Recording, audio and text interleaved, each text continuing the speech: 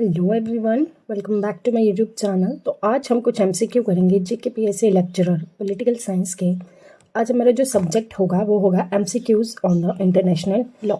आज हम international laws पे यानी कि इंटरनेशनल जितनी भी ट्रीटीज़ होती हैं उनके ऊपर हम एमसीक्यूज करेंगे। ओके, अच्छा देखिए, पहला क्वेश्चन हम पढ़ते हैं। Which treaty established the 12 nautical mile territorial sea limit and 200 nautical mile exclusive economic zones?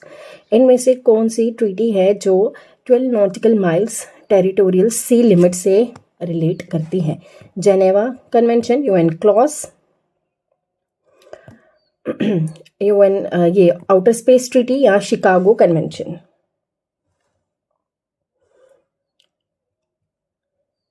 जल्दी बताइए कि इसका आंसर क्या होगा। तो इसमें इसका आंसर क्या होगा? वो होगा option number B, that is UN clause. UN clause का जो फुल फॉर्म है वो है United Nation convention on the law of the sea. Okay, चलिए अब थोड़ा सा यूएन क्लॉज के बारे में पढ़ लेते हैं कि यूएन क्लॉज होता क्या है। देखिए, UN clause CLOS, UN clause क्या है? ये कन्वेंशन है, ठीक है। ये एक इंटरनेशनल एग्रीमेंट है। क्या है? इंटरनेशनल अग्रीमेंट, ठीक है। एक लीगल फ्रेमवर्क है। लीगल फ्रेमवर्क बताता है कि मैरीन और मैरीन में करी हुई एक्टिविटीज़ के बारे में कुछ ये लॉज एंड रूल्स के बारे में बताता है। अब यूएन क्लॉज का ईयर भी आपसे पूछ सकते हैं, ठीक है। आपको लिखना है 1982 जो है वो इसका ईयर है। यूएन क्लॉज इस टाइम पे बना था। ओके, अब इंडिया भी इसका मेंबर है। इंडिया ने सपोर्ट किया है यूएन क्लॉज को, ये आपको याद रखना है, ठीक है। ये सिर्फ एक लौता इंटरनेशनल कन्वेंशन है जो कि मैरीटाइम स्पेसेस के बारे में बताता है। ये लीगल स्टेटस देता है डिफरेंट मैरीटाइम जोन्स को। ओके, चलिए अब देखिए क्या होता है। हम बताते हैं मैरीटाइम जोन्स होते कैसे हैं। देखिए, मैरीटाइम जोन्स होते हैं जैसे ये लैंड है, ठीक है। लैंड से अगर हम कोस्टल एरियाज की बात कर रहे हैं हम, ठीक है, ये कोस्टल एरियाज की है। ये लैंड होता है कोस्टल एरियाज के पास। फिर जब जैसे हम थोड़ा थोड़ा नीचे जाते हैं हम सी के पास पास पहुंच जाते हैं। सी के पास पास पहुंचे उसके बाद आ जाता है नीचे सी का सरफेस। चलिए, अब जो ये लैंड के पास एरिया होता है इसको हम बोलते हैं इंटरनल वाटर, ठीक है। फिर यहां से शुरू होता है बेस लाइन। ये हो गई आपकी बेस लाइन। क्यों? क्योंकि यहाँ से पानी की जो गहराई है वो आहिस्ता आहिस्ता बढ़ने शुरू हो जाती है, ठीक है। नेशनल स्पेस कहाँ से कहाँ तक होगा? जो टेरिटोरियल सी होती है 12 नॉटिकल माइल्स यहाँ तक हो जाएगा आपका। यानी कि ये क्या है? ये लैंड से जब नीचे सरफेस अगर आप जाते जाएंगे लैंड से नीचे तो क्या हो जाएगा? पानी जो होगा वो आहिस्ता आहिस्ता डीप होने लगेगा, ठीक है। तो यहाँ से लेके यहाँ तक लैंड इंटरनल से लेके टेरिटोरियल सी तक ये आपका हो जाता है नेशनल एयर स्पेस। इसके बाद जो शुरू होता है वो होता है इंटरनेशनल स्पेस। यहाँ पे आपकी लगती है यूएन क्लॉज। इसके बाद कहा जाता है 12 नॉटिकल माइल्स, ये आ जाता है कॉन्टेजियस जोन। इसके बाद आ जाता है हाई सीज, ठीक है। बेस लाइन से अगर हम हाई सीज तक जाएं तो ये आ जाता है 200 नॉटिकल माइल्स। और यहाँ पे आता है इकोनॉमिक एक्सक्लूसिव इकोनॉमिक जोन, ठीक है। एक्सक्लूसिव इकोनॉमिक जोन, यहाँ पे जो एक्टिविटीज होती है इसी पे इंटरनेशनल ट्रीटीज बनती है। समझ आया? चलिए, कंटेजियस जोन क्या होता है? जो कि बेस लाइन से एक्सटेंड होते हुए आगे 24 नॉटिकल माइल्स तक जाता है। कैसे? 12 टेरिटोरियल वाला, 12 कंटेजियस वाला, 24 नॉटिकल माइल्स तक। ये टेरिटरी और हाई सीज के बीच का जो भी जोन होता है उसे हम बोलते हैं contagious zone. Okay, exclusive economic zone वो जोन होता है जहां पे स्टेट क्लेम करती है कि स्टेट या ईच जो कोस्टल स्टेट होती है वो इकोनॉमिक एक्सक्लूसिव जोन के बियॉन्ड जब आगे जाए तो वो आ जाता है बेस लाइन यहाँ से लेके यहाँ तक 200 नॉटिकल माइल्स, ठीक है। तो इस पे जितने भी कानून बनते हैं वो हमारे यूएन क्लॉज ही बनाता है, ठीक है। यहाँ तक होपफुली आपको समझ आ गया होगा। तो हमारे पहले क्वेश्चन का आंसर है बी। यहाँ पे मैंने आंसर्स भी लगाए हुए हैं। ठीक है, चलिए next. What is the innocent passage under? Innocent passage का मतलब क्या है अंडर यूएन क्लॉज के?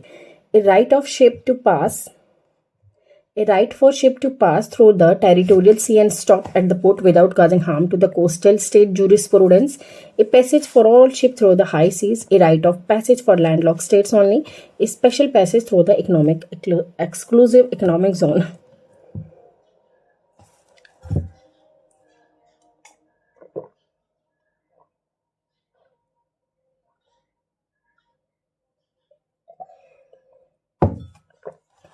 क्वेश्चन नंबर 2 का आंसर क्या है?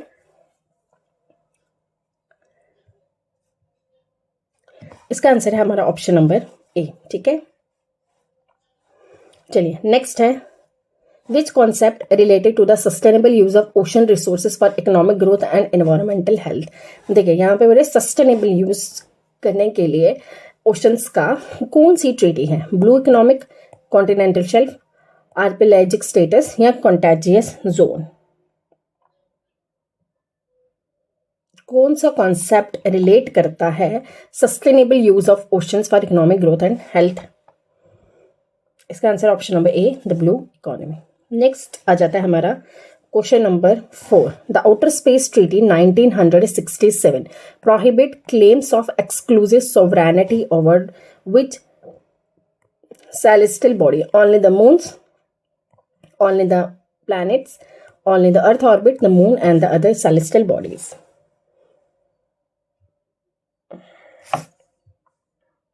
अब इसका बताइए, इसका क्या आंसर होगा?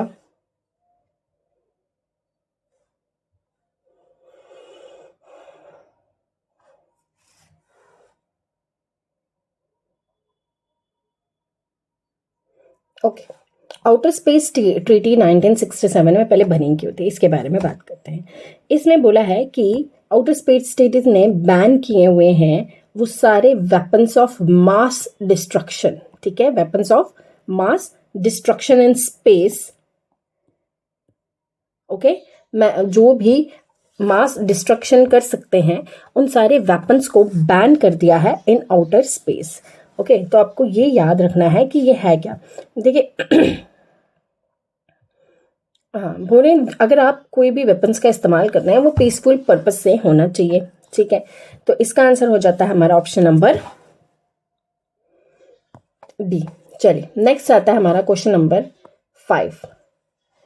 Under the outer space treaty all the party agree to conduct outer space activities in which accordance? Private international law, common law, international law, civil law? देखिए all the parties conduct outer space activity in which accordance, तो ये आ जाता है हमारा option number सी, यानी कि international कानून बनेगा जिससे क्या करेंगे आउटर स्पेस ट्रीटीज के बारे में मतलब बात करेंगे कि सारे पार्टी एग्री होंगे इन केस कि ये जो आउटर स्पेस आप कर रहे हो कोई भी एक्टिविटी, क्या वो हमारी जितनी भी हमारी सेलेस्टियल बॉडीज हैं उनको हार्म कर रही है कि नहीं। तो उसके लिए आपको क्या करना पड़ेगा? कोई प्राइवेट इंटरनेशनल लॉ थोड़ी बनाना पड़ेगा आपको, तो इंटरनेशनल लॉ कानून बनाना पड़ेगा जिससे सारी कंट्रीज एग्री कर सके। ठीक है, नेक्स्ट आ जाता है हमारा question number 6। Which of the primary function of the international civil aviation organisation? Civil aviation organisation का प्राइमरी फंक्शन क्या है? To regulate space travel, to manage the use of oceanic resources, to ensure aviation safety standard and regulate international air travel, to establish exclusive sovereign zones for air and space.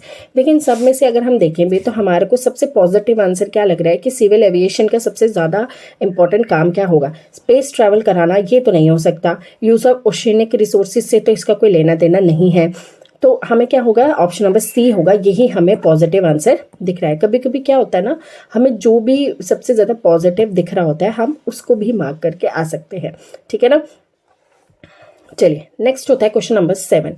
According to the outer space treaty who is responsible for activities in outer space including the moon and the other celestial bodies? Only private companies, only government entities, national government, whether government or private entities, the United Nation?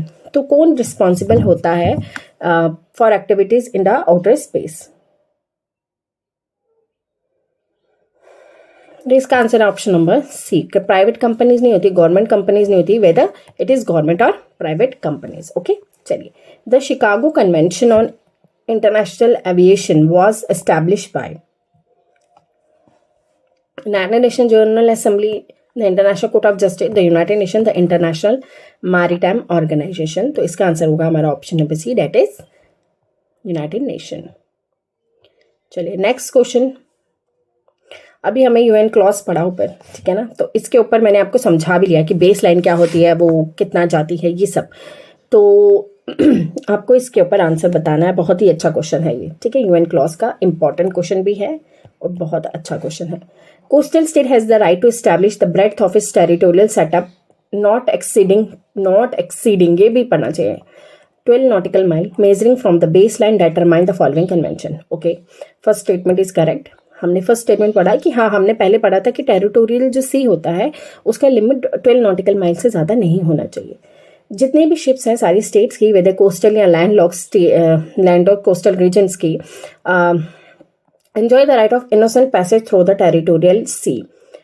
चलिए, ये second वाले भी statement बिल्कुल सही है।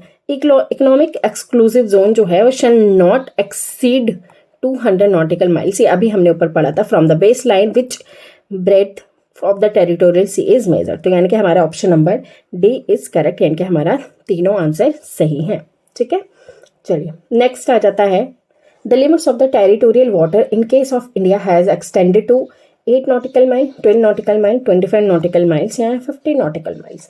अभी हमने पढ़ा, इसका आ जाता है option number B, that is 12 nautical miles। In which year UN clause adopted, अभी पढ़ाया था मैंने 1982, तो हमारा आंसर भी आएगा 1982। चलिए नेक्स्ट आ जाए, which set of international treaties is considered the core foundation of the modern international humanitarian law. Hague convention, Geneva convention, UN charter, united universal declaration of the human rights. सब कौन सी treaty है जो foundation of the modern international humanitarian law से relate करती है, वो है हमारी जेनेवा कन्वेंशन। नेक्स्ट आ जाता है हमारा question number 13, under which of the Geneva convention are prisoners of war protected.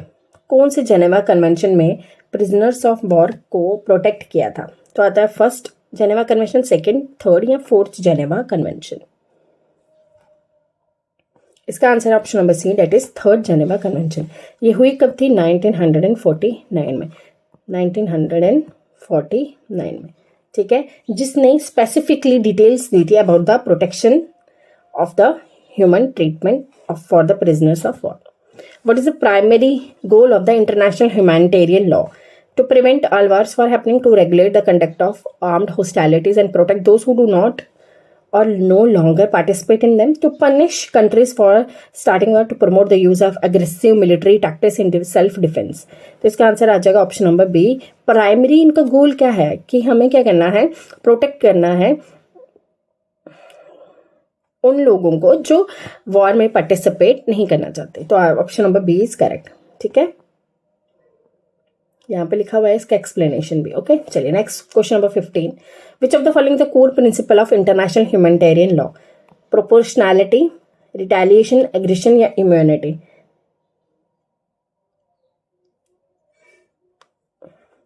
इसका answer option number A, core जो प्रिंसिपल है इंटरनेशनल ह्यूमैनिटेरियन लॉ का, वो है proportionality and precaution. Which are the impetus for the creation of International Committee of the Red Cross?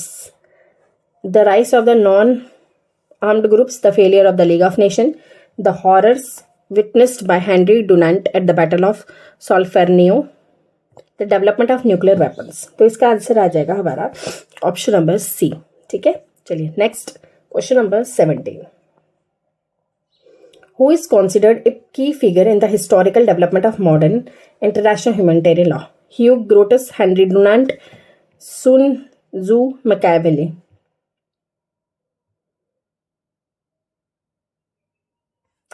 ठीक है, option number 20 का answer है हेनरी डुनांट। हमने अभी ऊपर पढ़ा कि एक बैटल हुई थी, बैटल ऑफ सॉल्फेर्नियो, जिसमें उन्होंने एक्सपीरियंस किया कि इंटरनेशनल ह्यूमैनिटेरियन लॉ जो है उसकी बहुत ज़्यादा आवश्यकता पड़ेगी। Which of the following are the features of the Indian parliamentary system? Independent judiciary, collective responsibility of the executive to the legislature, a written constitution, presence of de jure and de facto executive individual responsibility of the execution to the legislature. Option है 2, 3, 4, 1, 2, 4, 2, 4, 5, 1, 2, 4, 5. Indian parliamentary system का features क्या है? इसका answer होगा option number C, 2 collective responsibility, ठीक है, 4 presence of de jure and de facto executive and individual responsibility to the executive. ठीक है, चलिए, इंडिपेंडेंट जुडिशरी तो नहीं है, तो 1 को आप पहले ही रिमूव कर सकते थे. ठीक है ना, रिटन कॉन्स्टिट्यूशन भी नहीं है. Next, what is the difference between censure and a no confidence motion? Censure motion should state the reason for its adoption. On the other hand, no confidence motion need not to state the reason for its adoption. A no confidence motion can be moved only against the Council of Ministers. In contrast, a censure motion can be moved against the Council of Ministers or an individual or a group of ministers. The minister must resign if government must resign if a no confidence motion is passed. On the other hand, the government must not resign if a censure motion is passed. ठीक है, ये तीनों statement सही है. Next, a censure motion can be moved in both Lok Sabha and Rajya Sabha, whereas no confidence motion can be moved only in Rajya Sabha.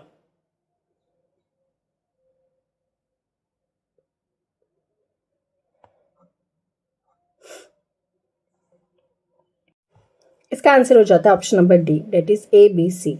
Sensor motion Lok Sabha में होता है, राज्यसभा में नहीं होता. नेक्स्ट आ जाता है हमारा, fundamental duties were included in the constitution the recommendation of which of the following committee? Shah commission, first administrative reform commission of India, Santhanam committee या स्वर्ण सिंह कमेटी. तो इसका आंसर आ जाता है option number B, that is Swaran Singh committee. Next है, through which of the following act the foundation of central administrative was laid in India? Charter act of 1833, regulating act of 1773, charter act of 1853 या Pitt India act of 1784. Central administration India में कैसे आया था? तो वो आया था हमारा option number B, that is regulating act of 1773. Next है, the electoral college of the president of India consist of which of the following? Elected and nominated member of parliament and the state legislature, elected member of the parliament and the state legislature, elected member of the parliament but not the elected and the nominated in case of the bicameral legislature, elected member of all the union territories. तो इसमें आ जाएगा option number B, that is elected member. ये तो आपको पता ही है. Nominated किसके लिए चाहिए? ये आपको बताना है कि नॉमिनेटेड मेंबर जो होते हैं वो किसके लिए चाहिए. प्रेसिडेंट के इलेक्शन के लिए तो मैंने बता दिया. इम्पीचमेंट के लिए चाहिए होता है. ठीक है ना, चलिए next. Prime Minister does not chair which of the following cabinet committee? Political Affair Committee, Appointment Committee, Committee on the Parliamentary Affair, Economics Affair Committee.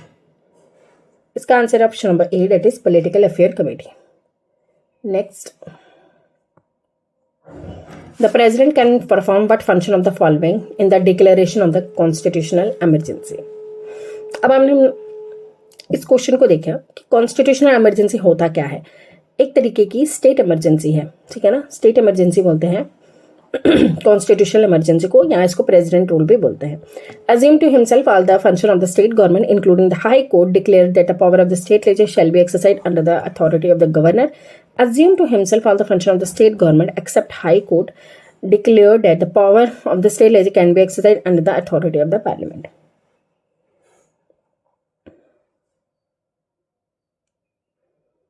तो इसका आंसर आ जाता है ऑप्शन नंबर 3 एंड 4. तो हमें कहाँ दिख रहा है? ये सी में. क्यों?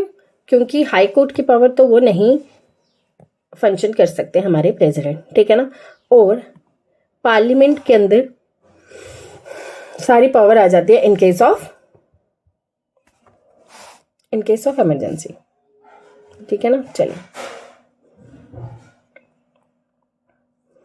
What are the following items Finance Commission can recommend to the President? The distribution between the Union and the state of the net proceed of taxes and allocation between states of the respective shares of such proceed, the governing grants 8 of the state revenues from the consolidated fund of India.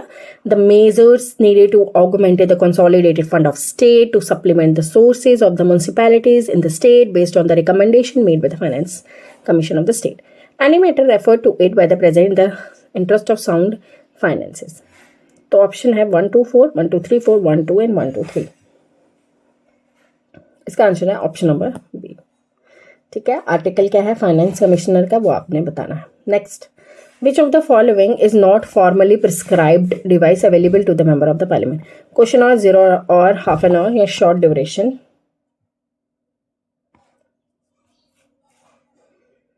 Option number B that is 0 hour. चलिए next,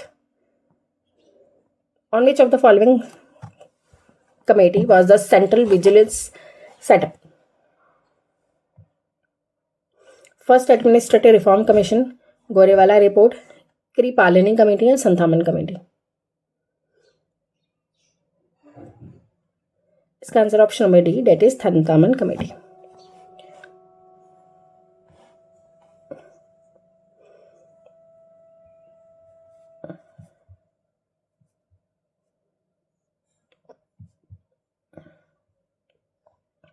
Which of the following devices call the minister attention to a public importance? Half an hour discussion, calling attention motion, short duration discussion या adjournment motion. तो इसका आ जाता है option number B that is calling attention motion. ठीक है, which of the following are the recommendation of the Ashok Mehta committee on the Panchayati Raj. Creation of the Mandal Panchayat covering a population of 10,000 से लेकर 15,000 तक जहां पे पॉपुलेशन होगी. फर्स्ट है ये. सेकंड होता है हमारा the state legislature has a committee on the Panchayati raj to look after the need of the weaker section. If the panchayat are superseded election must be held within 1 year. नया panchayat should be prescribed over a village development officer. चलिए next, अब हम देखते हैं इसके options. 1 2 4 2 4 1 2 3 या only 2. इनमें से क्या करेक्ट है?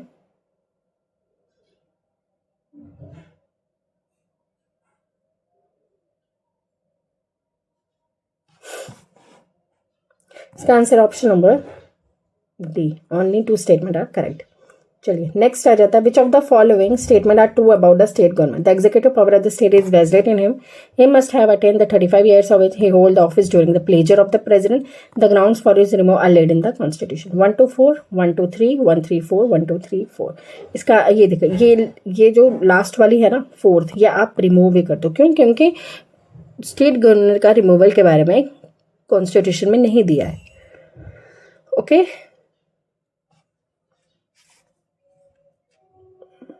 who gave the statement without comparison to make the mind does not know how to proceed? Almond, Parsons, Bailey, Tocqueville.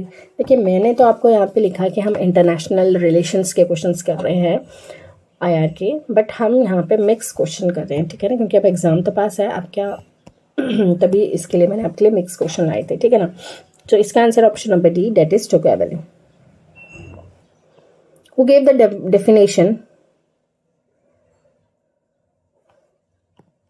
politics are the study of authoritative allocation of value? Easton, Almond, Kaplan, Barker. इसका answer option number A that is Stewart Easton.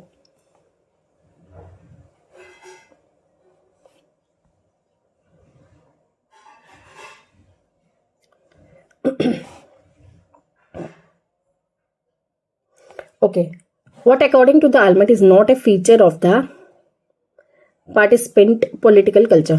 Awareness, critical thinking, passivity, dynamism. A B C C D D only या A B C D चारों के चारों option. इसका answer option number B that is not a future पूछा है feature, तो इसका answer option number B that is C and D. ठीक है, अगर क्वेश्चन नहीं दिख रहा तो एक बार आपको ऐसे करके भी दिखाते हैं जूम करके कि बोल रहे हैं कौन सा एलिमेंट के अकॉर्डिंग नहीं है feature of A participant political culture. ठीक है ना, आपको पता है पॉलिटिकल कल्चर के बारे में एलिमेंट नहीं बताया है तो उसने कुछ फीचर्स भी दिए हैं. ठीक है ना. चलिए नेक्स्ट आ जाता है क्वेश्चन नंबर 34.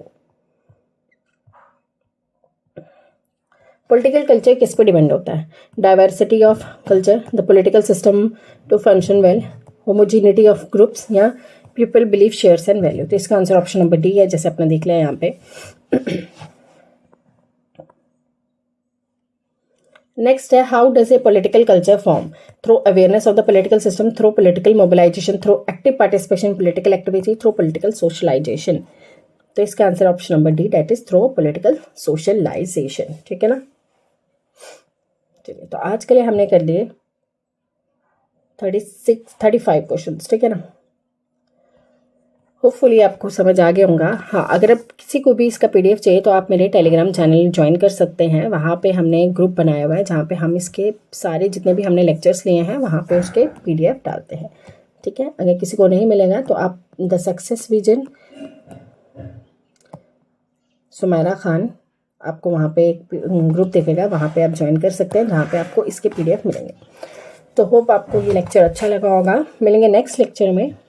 तो होप मैं नेक्स्ट लेक्चर आपके लिए जल्दी लेके आऊँ। इन केस क्या पता संडे को ही लेके आ जाऊँ आपके लिए एक और लेक्चर, जिसमें हम 100 क्वेश्चंस करेंगे पॉलिटिकल साइंस के पीएससी लेक्चर के लिए। तो मिलेंगे। अभी डेट क्या है एग्ज़ाम की, चेक कर ले। तो लेक्चरर एग्ज़ाम